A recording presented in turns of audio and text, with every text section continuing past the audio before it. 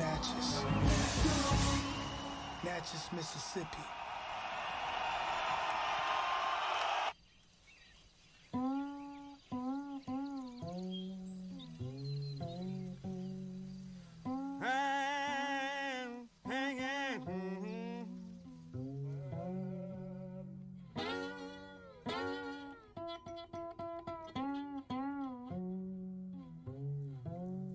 My ancestral name is Oludara. It means God is good. I was born in America, a place called Natchez, Mississippi. It's right on the river. During the heart of segregation, the Klan, whatever like that. You could see the burning of the crosses at all times. There are musicians all over the place, you know, on my father's side. He and my godfather had a group called the Melodiers. They travel all around America. But the family's been like this. Musicians, artists, teachers, you know, sharecroppers, farmers, hoes, prostitutes, but they all had a higher grade of how they dealt with it. It was never like some low squalling stuff, but it was always, were they gonna hold, they'd hold the top of hold 'em. Whatever they did, we always did it on the top, make it dignified. I did 4 years in the Navy. I was discharged in New York City. That's when I met Nas's mother. So I stayed a couple of days too long, ran out of money, and I got stranded here. And at the same time, along came Nas and his brother. It was tough for the mother, me, for the whole family then. What I started to do is start going back and forth in Europe so I can have some kind of money. And she moved to Queensbridge, you know. And I was worried, I was really worried, because I knew it was going to be rough out there for her and the kids, you know.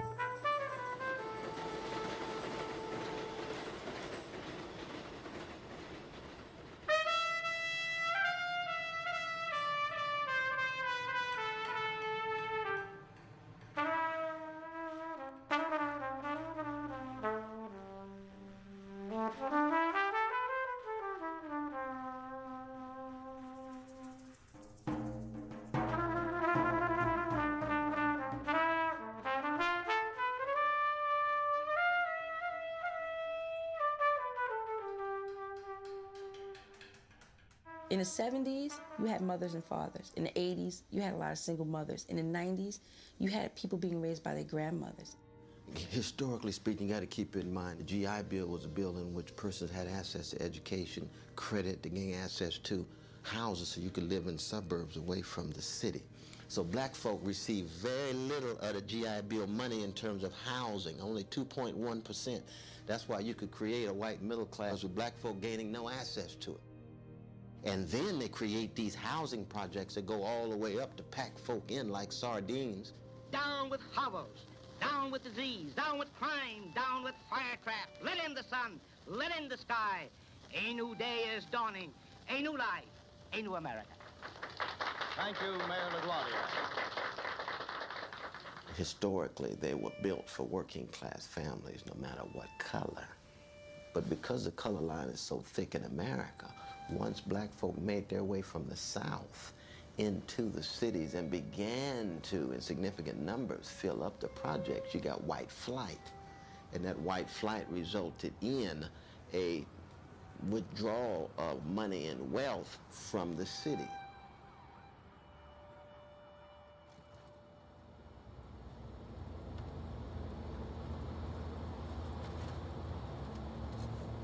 You know, I'll tell you, Queensbridge to me, it looked messed up.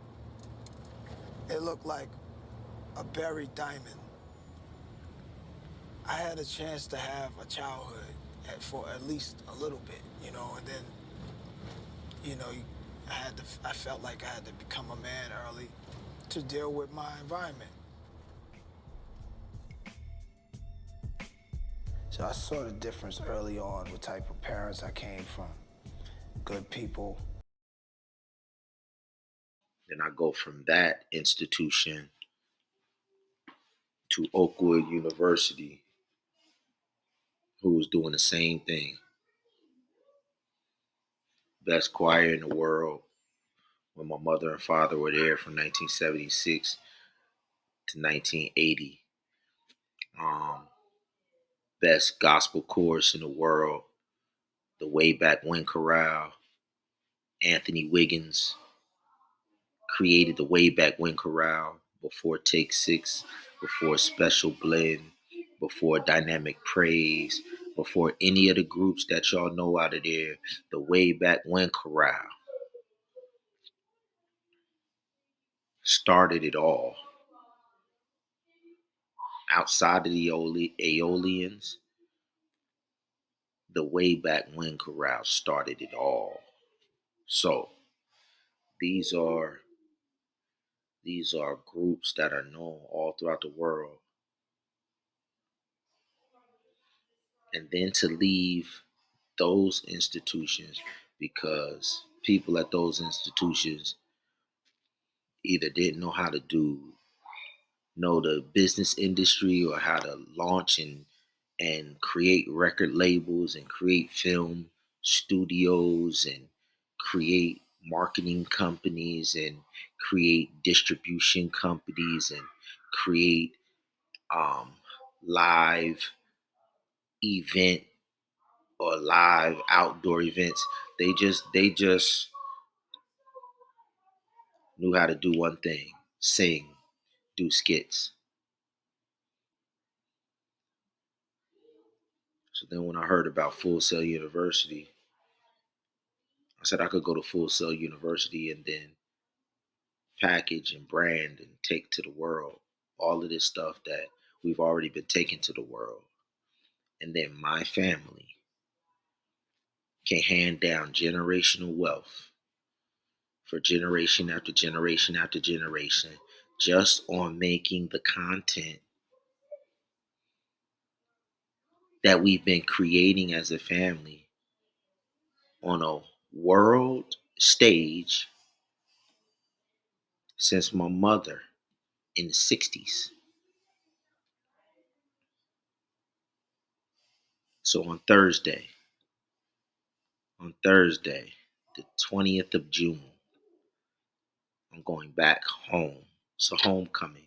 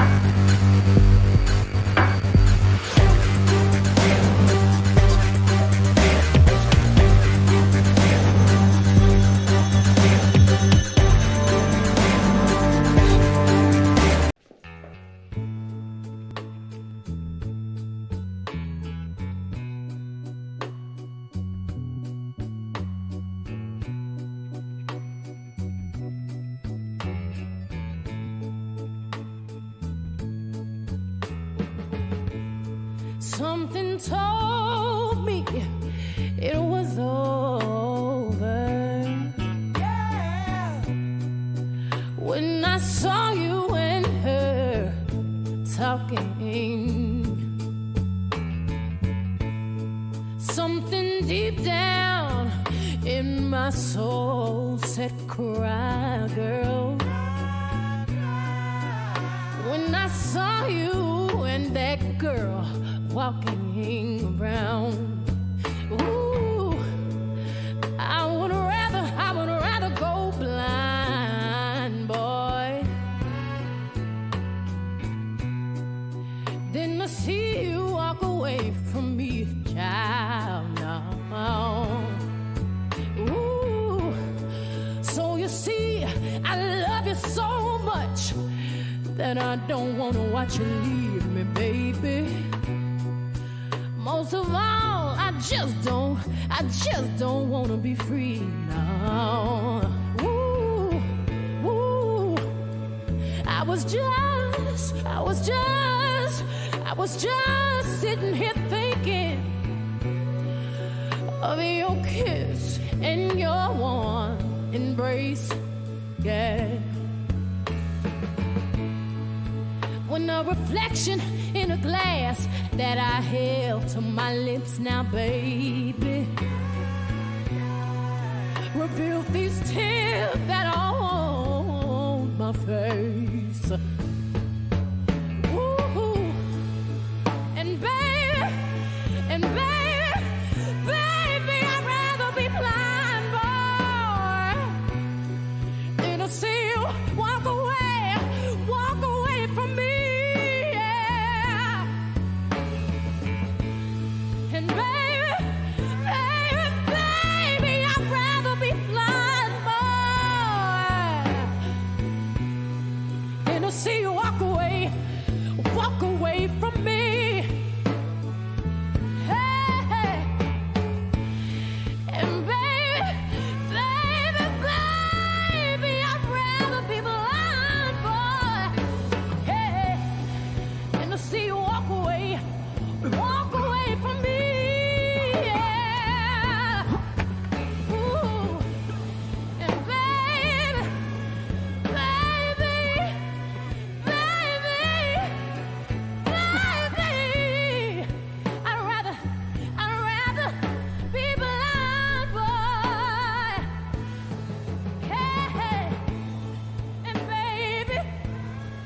Chess Records had a hold on Lynn. It just wouldn't let him leave. He had a heart attack before he could turn the corner.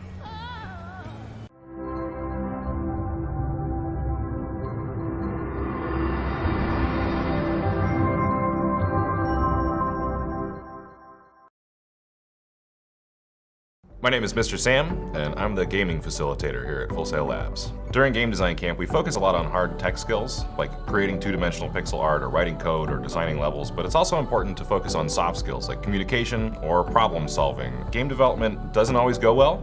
There are a lot of bumps along the way. There's a lot of bugs we have to fix, and those problems can help us really grow, I think, and learn more about not only the process, but about ourselves and how to apply ourselves to really any situation. I think the most fun part of any game design week is when we get to testing.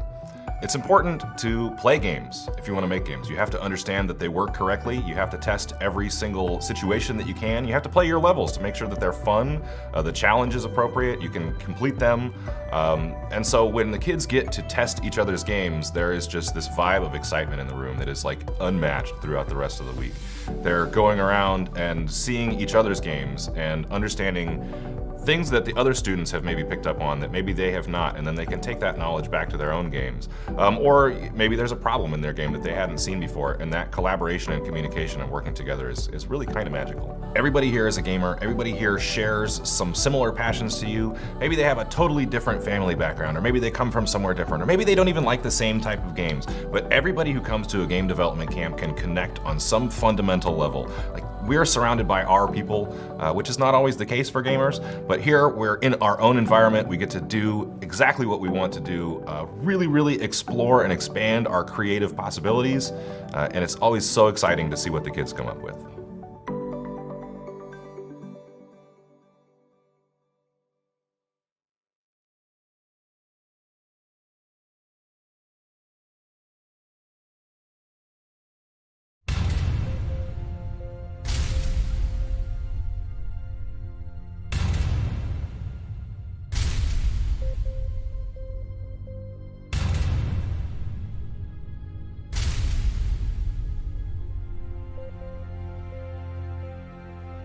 Reverend Randall gave me this address. He said I could stay here until I got on my feet and got my own place. Praise Jesus. We've been waiting for you. Royce, our guest is here. He looks like he is really enjoying himself. I've paid my debt. You did time. There's a difference.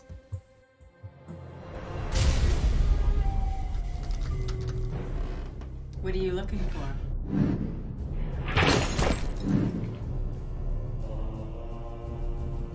You don't know nobody. Nobody wants your ass. I'll show you what time it is. You can get touched, homeboy. This is my house! What the fuck do you want from me, huh? Nigga, what you so nervous about? You got something on your mind? Hey, look, check this out. I don't know if this is some type of weird-ass game to you or something. I assure you, this is no game. I think Miss Henderson is trying to kill me. Spider Loke. If it don't kill me, it's only gonna make me stronger, you know? Candy Brown Houston. It was his time.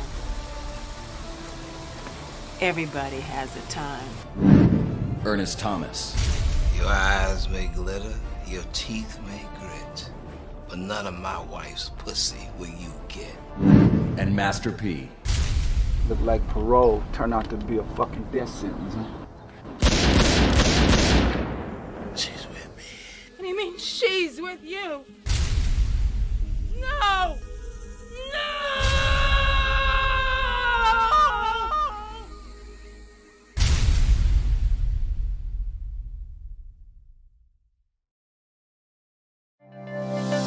Hi, I'm Albert Perez. I'm a 2005 game design and development graduate. I am the co-founder of Doghead Simulations right now, and I've been working on VR for the past 2 years. It was amazing doing Full Sail because passion of everyone around me was there. It was like a multiplying force. Like you say, oh, I want to do this game, and then you hear another person, I want to do that game. I'm a competitive person, so I'm like, oh, I want to do better than what these people are thinking and doing. It's a healthy competition because they're doing so well and they're really passionate that you want to be just as passionate as them and not be left behind.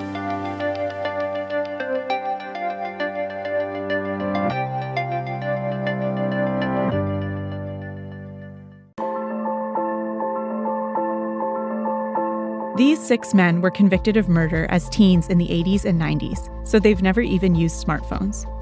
This year, Colorado created a program to make certain longtime inmates eligible for early release, using virtual reality to practice being on the outside. Oh, this is almost like real. This is crazy.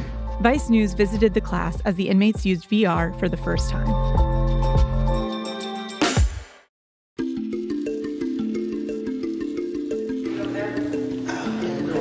This year marks 26 years. I was 16 when I was arrested. April will be 23 years, and I caught my case when I was 16. I committed my crime when I was 17, and I just finished my 31st year. I had to adapt in a way that no kid should have to. I worry every day that somehow not ever functioning in society as an adult, it's going to be impossible for me. Today, we'll be trying virtual reality. So it'll be new to you, but it's new to pretty much everyone. How do you feel about elephants? Want to see some elephants? This is the first class of inmates in Colorado's Second Chance program. Their sentences were so harsh as teens that it was unlikely they'd ever leave prison. But since the early 2000s, the justice system has become more forgiving of young criminals. Now, these men have the chance to be considered for early release if they finish this 3-year program. So take a look around you for a minute. Look in back of you. Yeah, look, turn around. And is it playing? Yeah. Great. And are they walking towards you? Okay, great.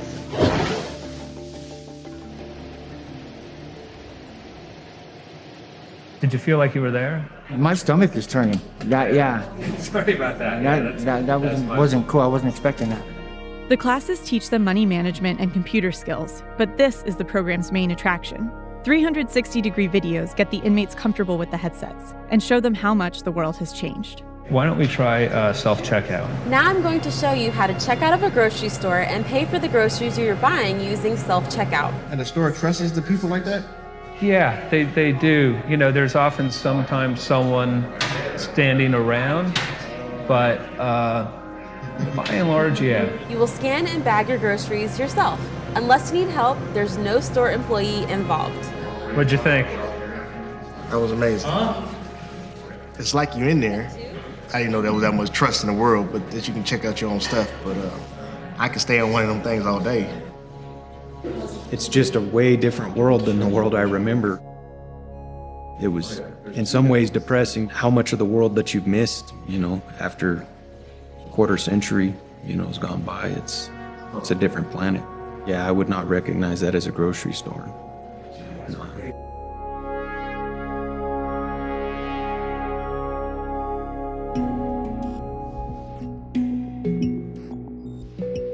This is the other type of virtual reality. With what you had on, you could observe, but you weren't really interacting that much. So this is much more about interacting. This one is how to do laundry. Okay, what am I doing? Separating the whites? Yeah, let's separate the colors first, and you can put it into one of the other cards.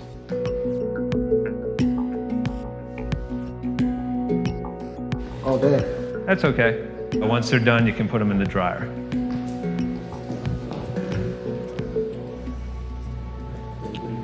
Good. Wow. Ethan Muller started developing virtual scenarios for inmates 2 years ago as VR production became cheaper. Oh, you're a tough guy, huh? Is that it? He thinks it's an effective training tool for both sides of criminal justice. He's developing VR to train police officers in conducting traffic stops and de-escalating suicide threats, and to prepare inmates to move between prisons with less anxiety. If you can take the outside world and move it into here so that they can practice before they get out there, I think it's going to be really helpful. I'm pretty sure to teach me the small things, laundry, how to work a debit card, how to work a cell phone. I got to learn those things first in order to move forward. The next one is about how to handle a conflict. And so we're going to put you in a bar, and there's going to be a guy there trying to start a fight. I shouldn't be in a bar anyway, I'm paroled. But that's right. You looking for a fight? No. You just bumped into me. That boy's tall as hell. Half of all Colorado inmates will return to prison within 3 years of getting out. While data suggests that recidivism is lower for violent criminals, the inmates are worried about their odds. Wow. That's pretty intense. I had a child when I was younger, and well, I can't be a dad, but I can still be a grandpa. I'm just nervous about getting out and succeeding. I want to do everything that I have to do to succeed. If they complete the program, their cases will go to the governor, who will decide whether to let them out. So it's possible their sentences won't change, and they'll stay in prison for decades. I expected to spend my whole life in prison. In here, you don't learn to care about anybody, and you isolate yourself and you protect yourself, because that's what you have to do. I just have to figure out how to not live in prison rules. It's the hardest thing that's going to be for me, is to not be in prison mentally.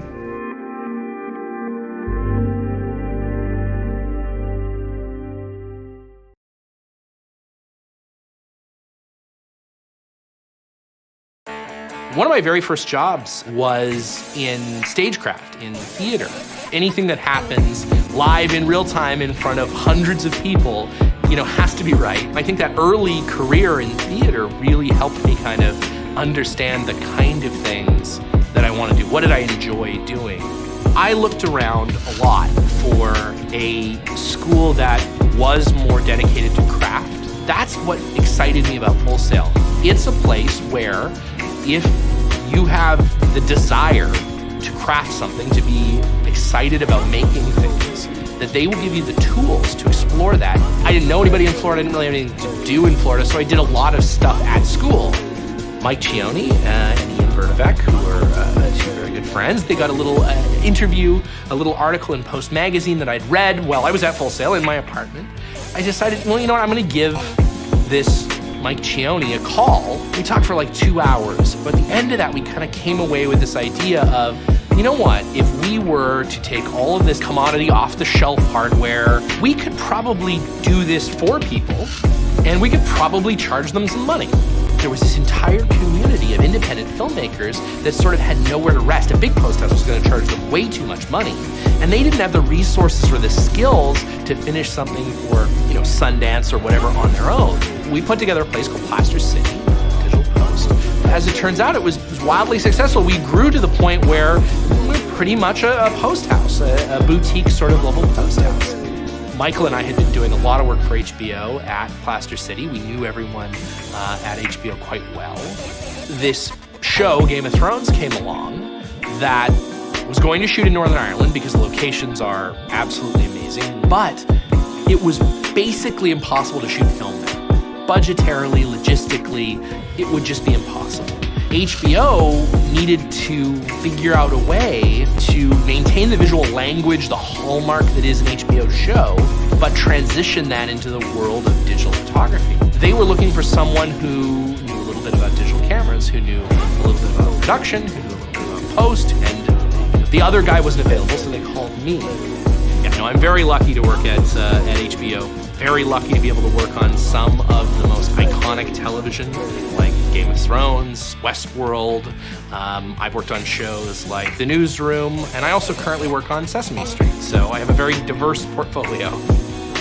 I really think about the type of stuff that I'm making now. I think there's this inspiration that I derive from my little girl, from Cooper. Extremely excited to be working on Sesame Street, and I have a renewed interest in how do we make that show amazing? How do we make it consumable for a girl like Cooper who's 2? How do we engage with her with that content? And so it's interesting, in a time where I thought I knew what was really important in what I was making, it just sort of turns everything on its head, and you sort of start looking at things a little differently. Your priorities sort of change a little bit, and that informs your work as well. It's kind of amazing.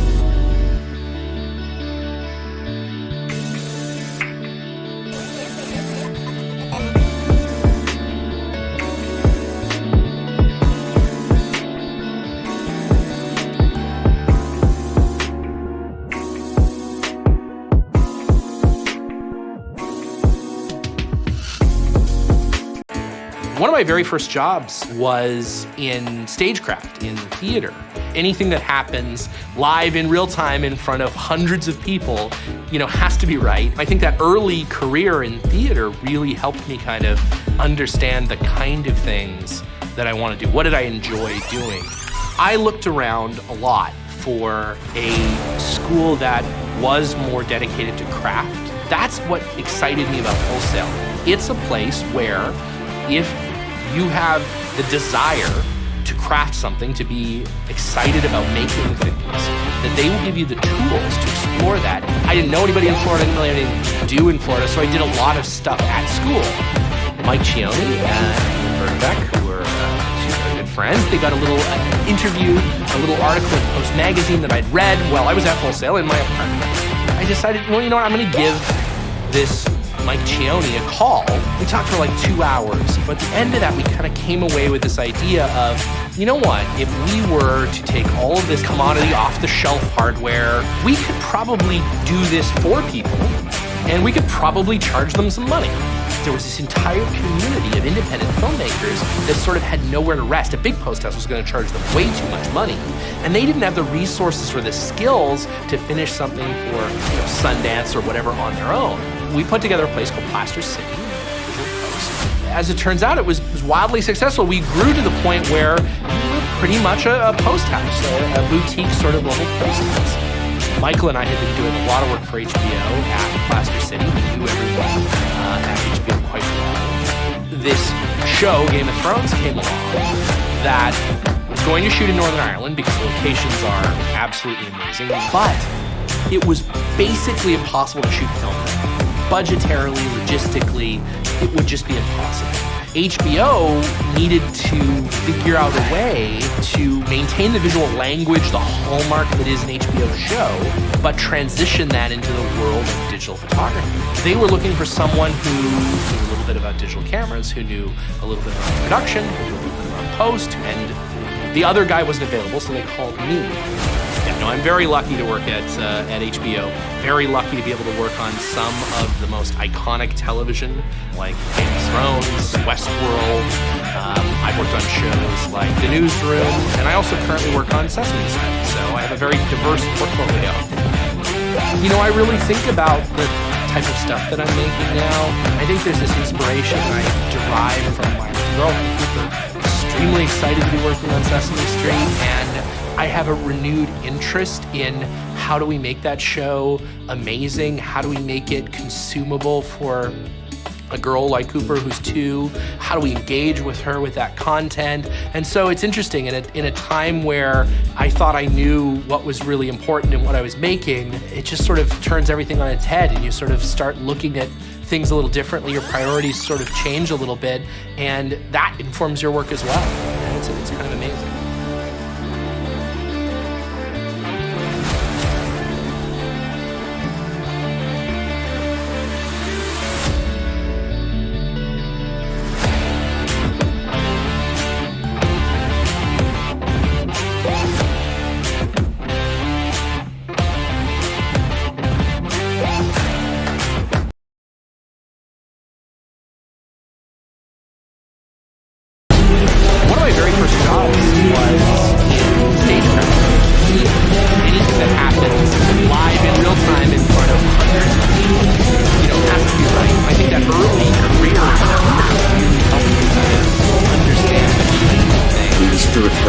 What did I do?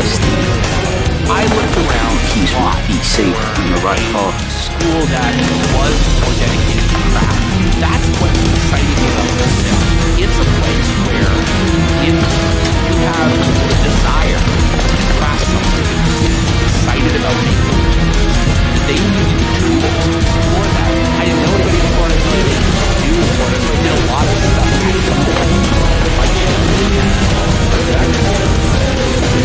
They got a little interview, articles, magazines that I read while I was at Holywood. I decided, I'm going to give this Reality a call. We talked for like 2 hours.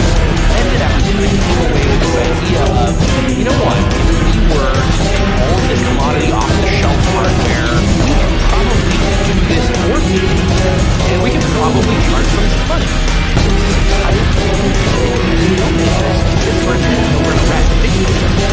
Way too much money, and they didn't have the resources or the skills Sundance or whatever. You put together wildly successful through to the point where pretty much sort of Michael and I did a lot of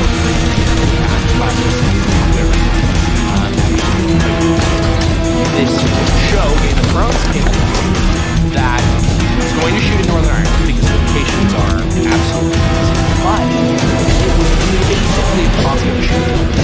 Budgetary and logistics HBO needed to figure out a way to maintain the visual language, the hallmark Disney show, but transition that into they were looking for someone to production, post. The other guy was I'm very lucky to work at very lucky to be able to work on some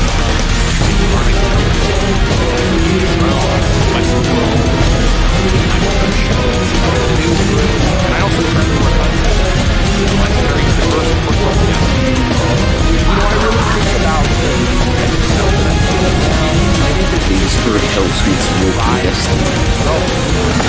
It keeps my feet safe in the right path.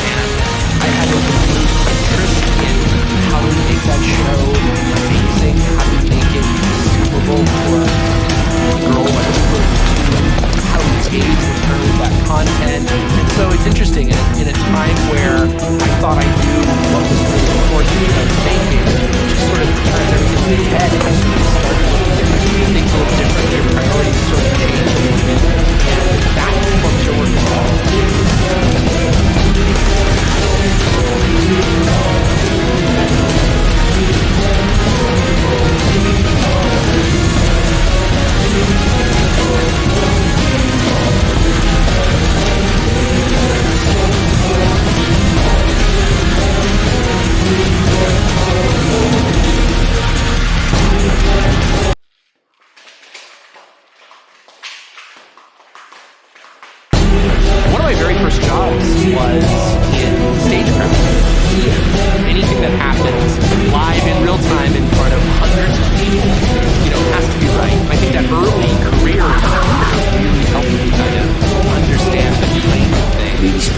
want to do? What did I enjoy doing? I looked around keeps my feet safe on the right path. School that was more dedicated to craft. That's what excited me about Wholesale. It's a place where if you have the desire to craft something, to be excited about making things, that they will give you the tools to explore that. I didn't know anybody in Florida, I didn't know anything to do in Florida, so I did a lot of stuff actually. Mike Chandler and Beck, friends, they got a little interview, a little article in Post Magazine that I read while I was at Wholesale in my apartment. I decided, well, you know what, I'm going to give this Mike Chandler a call. We talked for like 2 hours. Ended up, we kind of came away with this idea of, you know what, if we were to take all of this commodity off-the-shelf hardware, we could probably do this for people, and we could probably charge them some money. Independent filmmakers that sort of had nowhere to rest. Big projects that charged way too much money, and they didn't have the resources or the skills to finish something for Sundance or whatever. We put together a place called Phazz. As it turns out, it was wildly successful. We grew to the point where pretty much a post house, a boutique sort of level place. Michael and I had been doing a lot of work for HBO at Plaster City, whatever it was. This show, Game of Thrones, came along that was going to shoot in Northern Ireland because the locations are absolutely amazing, but it was basically impossible to shoot. Budgetarily, logistically, it would just be impossible. HBO needed to figure out a way to maintain the visual language, the hallmark that is the show, but transition that into the world of photography. They were looking for someone who production, post. The other guy was the critical skill. I'm very lucky to work at HBO. Very lucky to be able to work on some of the most iconic television, like Game of Thrones, Westworld. I work on shows like The Newsroom, and I also currently work on set. So I have a very diverse portfolio. You know, I really think about the type of stuff that I'm doing now. I think there's the spirit helps me to walk in destiny. It keeps my feet safe on the right path. And I have a renewed interest in how do we make that show amazing? How do we make it suitable for a girl like Cooper who's 2? How do we engage with her with that content? And so it's interesting in a time where I thought I knew what was really important that I was making, it just sort of turns everything on its head, and I sort of start looking at things a little differently. Your priorities sort of change a little bit, and that informs your work as well.